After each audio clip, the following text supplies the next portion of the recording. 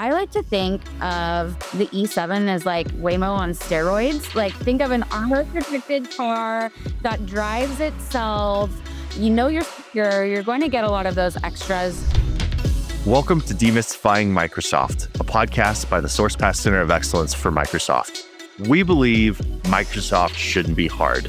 Each week, we break down what's changing across the Microsoft ecosystem, help you solve your toughest challenges, and provide clear, actionable advice to keep you ahead of the curve. If you're responsible for Microsoft decisions and want clarity without complexity, you're in the right place. Hello and welcome to today's episode of the Demystifying Microsoft podcast. I'm your host, Nathan Taylor. Today, I am excited to be joined by Lindsay. How are you, Lindsay? I'm good. How are you today? I'm doing good, man. I'm excited that it's a Friday. I'm ready for the weekend, but I'm also really excited about today's topic. What are we talking about today, Lindsay? So excited about the new announcement of Microsoft 365 E7 and some of the additional capabilities within Copilot, such as Copilot Work. So super excited about this one. I think a lot of our clients and a lot of organizations out there are going to find a ton of value in these new tools. Yeah, it was kind of out of left field. I mean, I think we've kind of sensed that Microsoft might have something brewing, but it was just, it's here and lots of interesting things to talk about. So I'm excited to dig into this. New, exciting stuff from Microsoft. I mean, arguably, we haven't had a new SKU like this in many years. It's been kind of they've rebranded some things and tweaked some things, but the actual core offerings, it's a new SKU has been a long time coming. So it's exciting.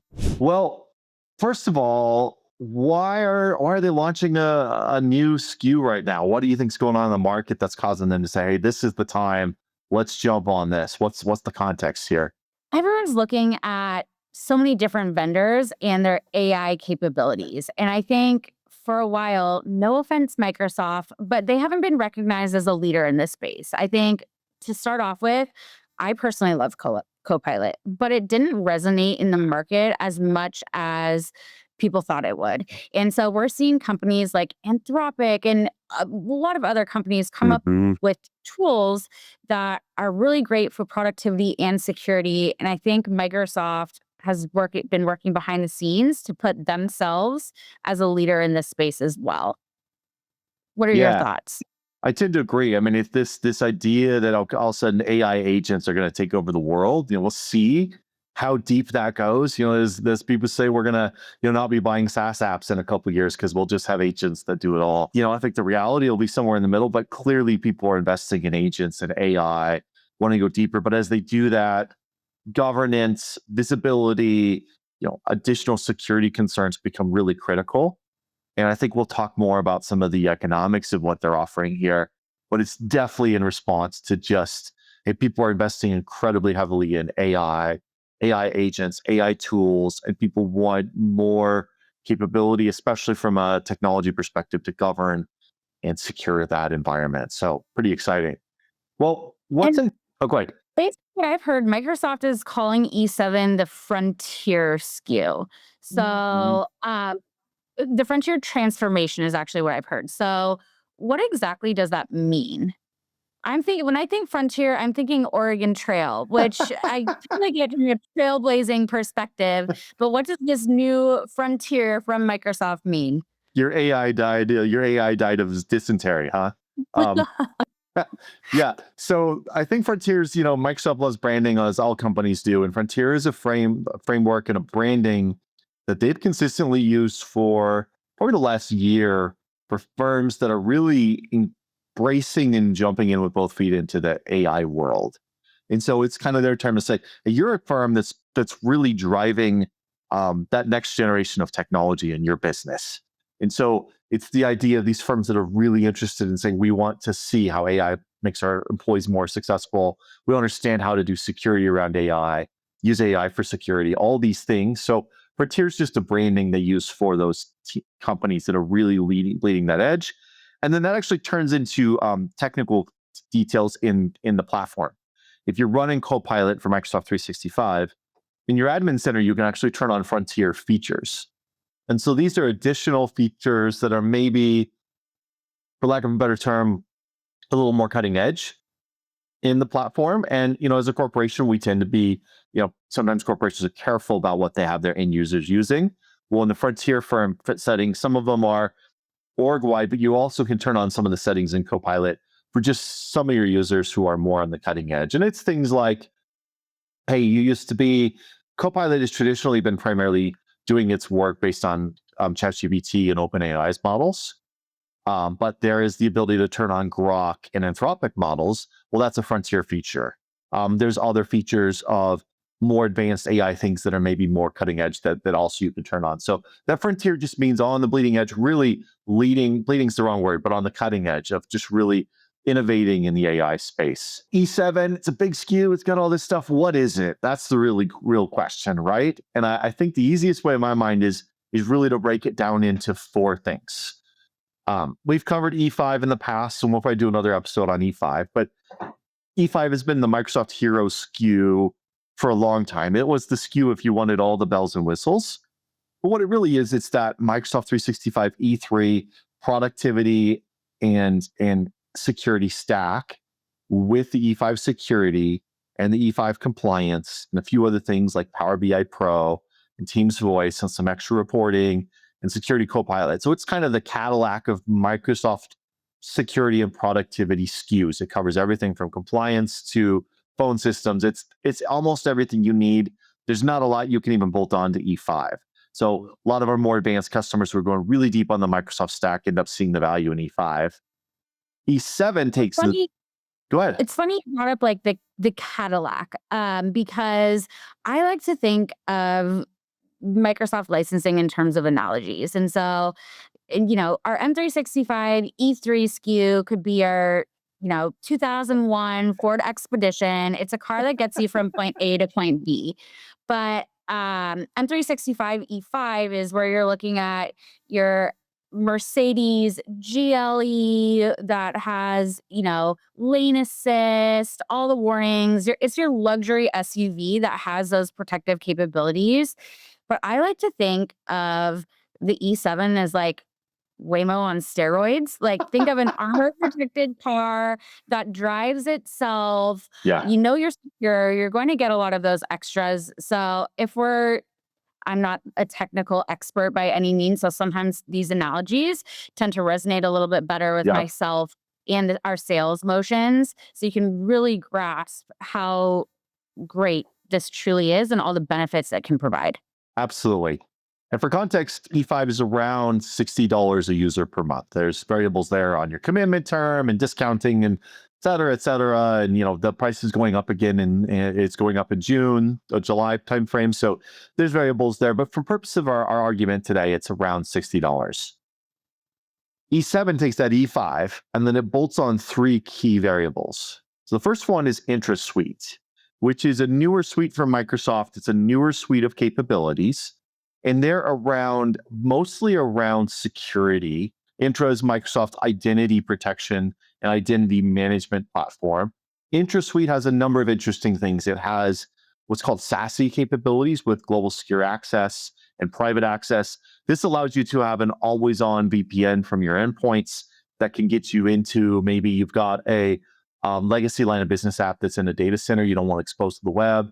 You can use global secure access and private access to get into that environment.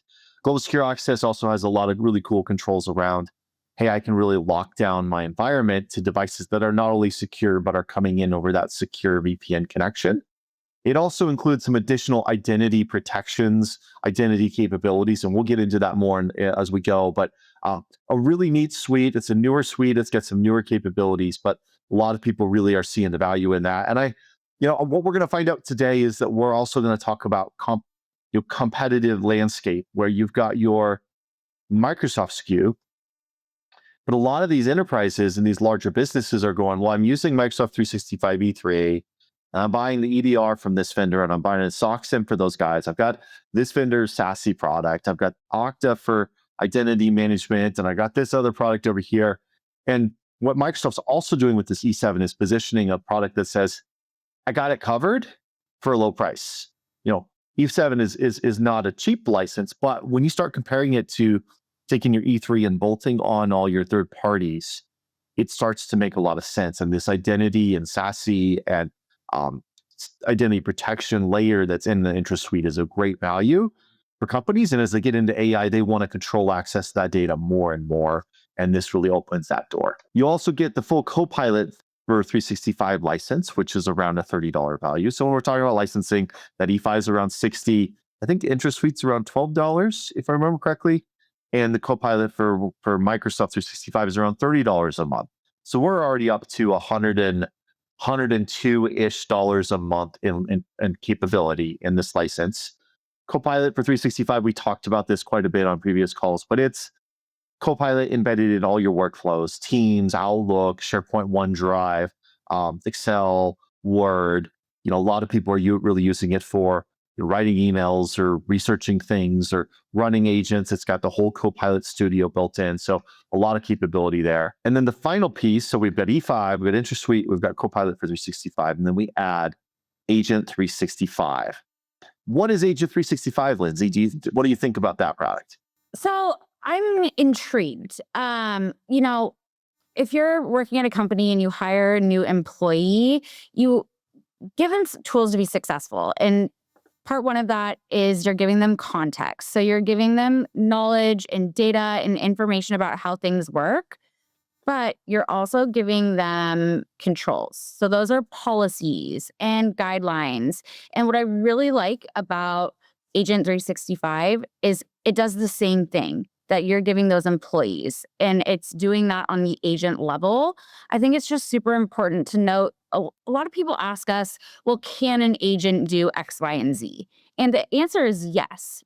But what really should be asked is, how can an agent do that safely, securely, consistently, and measurably at scale, right? And so I think that is where Agent 365 really blends that all together. Yeah, absolutely. I think I've talked to a couple of people who are jumping in with both feet to the agentic world, and governance and management becomes a real conversation. Okay, I've got these users that I've enabled to write these agents. It's low code, no code. So it's not like they're sitting there typing out code, but they're saying, hey, I want to build an agent that goes and does this task for me every day and goes and pulls this data and does this thing and sends this email and makes this document and makes my life better, which is incredible. You want to give your users the ability to innovate like that. The companies that enable that are going to get the value out of that. But there becomes a challenge as an organization and as a security org or an IT department going, who's doing what? What has been automated in my business? What's the risk or the data involved? There's partner agents. So you've got third-party agents plugging into Dropbox or ServiceNow or Monday or all these different tools, these SAP and LexisNexis. You've got all these third-party tools, and people are plugging those into your 365.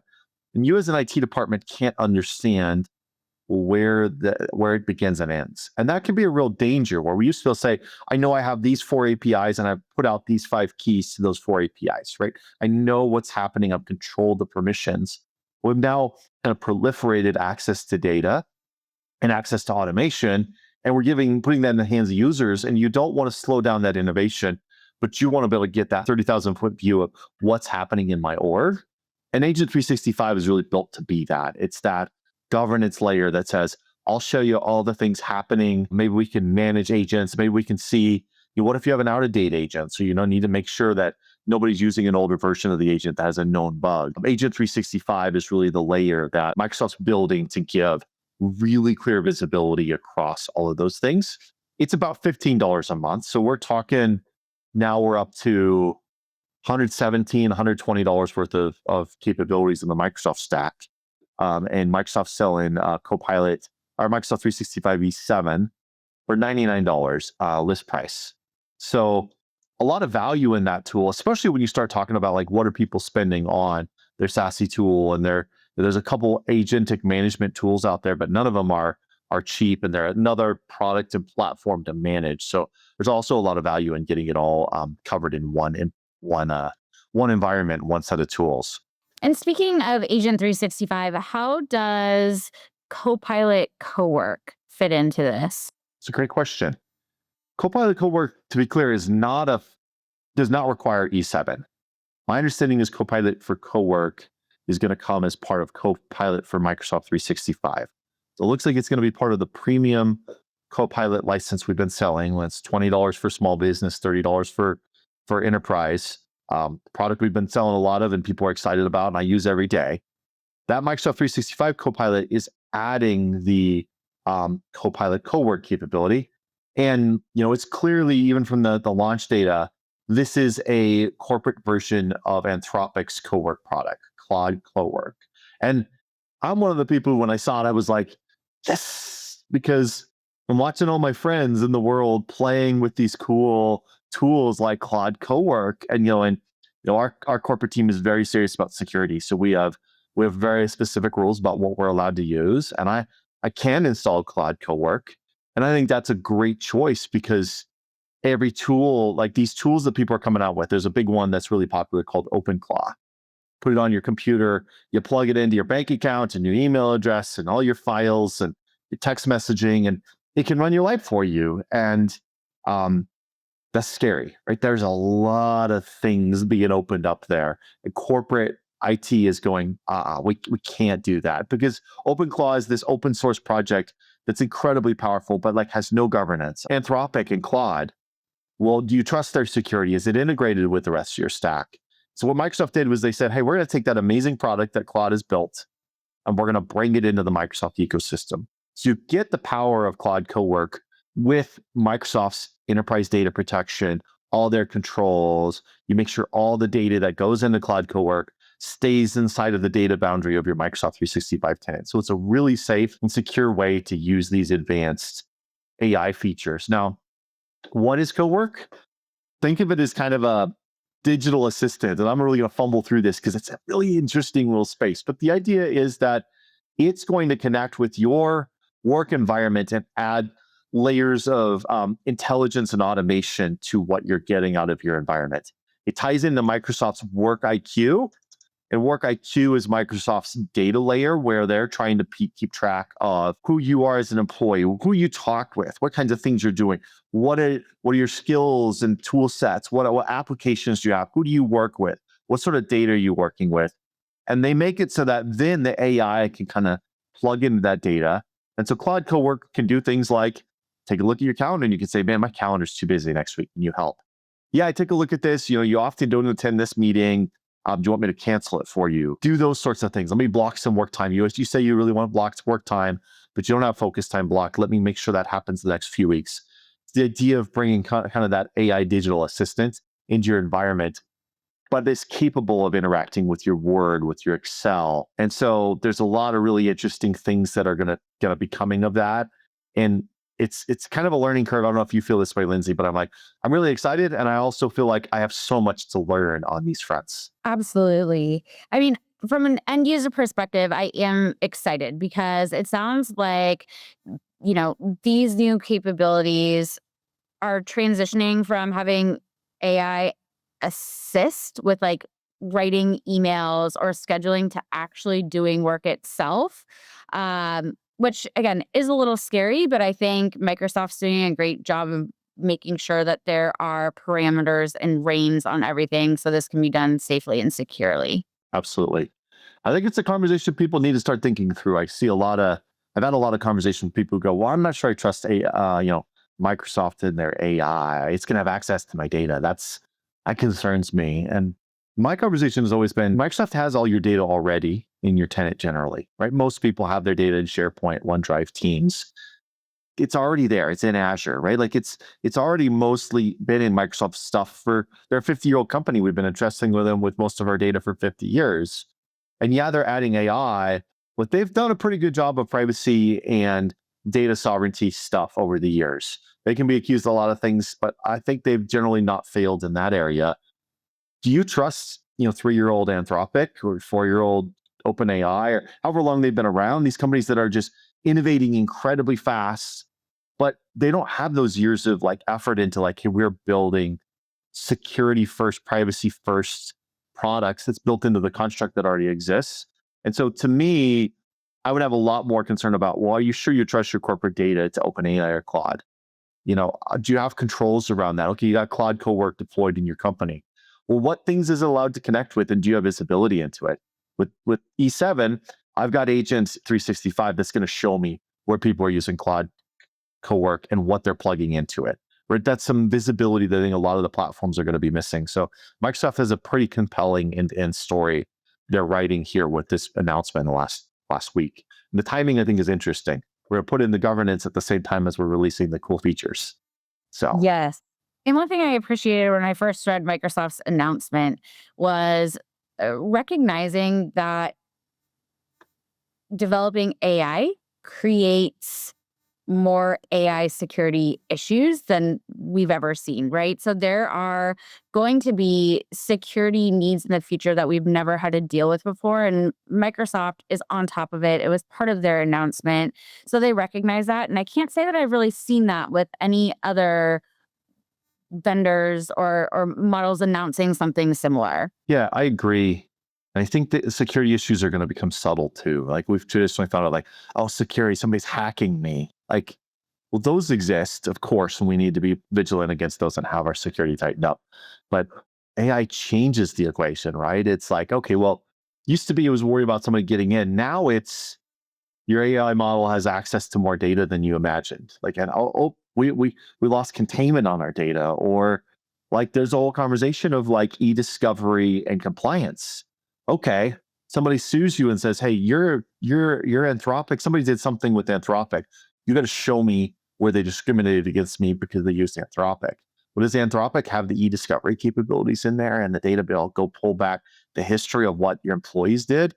And in some industries, that's a big deal. Like I've got to be able to show what my employees did at work. It's a requirement for your compliance with whatever regulations you're under. Microsoft is building that. They have that infrastructure. They've got Purview. In E7, you've got access to all the Purview features. So you can really have a chance of getting ahead of that, where you can say, we've got all that data and we can access it. And we can access it using tools your team's already familiar with. Well, a couple other things in here I wanted to mention. I think one of the big things to mention is Microsoft has a special running on E7. And so one of the things I'd encourage you to is make sure you're buying E7 through a partner you trust like Sourcepass, because we can get you access to a 15% off discount on E7 for the first year. So not only is it only $99, which when you compare it to some of the licenses you have, is generally a really compelling variable, but with that 15% discount, that's going to put it into not much more than your E5, and it includes your Copilot. So, the way that works is Microsoft's looking for a certain number of, I think it's a 5 minimum to get that discount. So I know a lot of companies are going to go, hey, throw one E7 on my tenant. Well, sometimes you can disqualify yourself for those specials. So it's important to talk to a partner like Sourcepass and let us help you make sure you get access to that 1 year special, because it applies to all the seats you move to it. The other thing to think about is Microsoft will let us upgrade licenses. If you're in a commitment with E5, we can upgrade. If you want to move to Cowork, you want to move to E7, maybe you got some Copilot licenses. Let's reach out to Microsoft and see what we can do about converting some of those commitments and see if we can get you in the new SKU and have almost, with the special, it's almost a no cost upgrade to go test that for the next year and really kick the tires on it and see what you can do. So I think there's some really compelling value in the offers Microsoft has. And I do love it when customers test it in a limited preview. Hey, we're going to go test it with a subset of users. You always have to be careful about who you deploy the features to, because you love some E5, E7 feature, you give it to everybody. You're now pushing the compliance policies with Microsoft. But I do also think, us nerds like to play with it. I want to turn the knobs a little bit before we deploy it. So, And I know Microsoft's official announcement about E7 went out on March 9th. When is the product actually available? oh, you're pushing me for a question I don't have an answer to. Do you know? I bet you know. I do know. It's May 1st. It's May 1st. Okay, great. So we're close. It's coming We soon. are close. I did see some schedule around Claude Cowork. It's a similar time frame. They're in a very limited preview.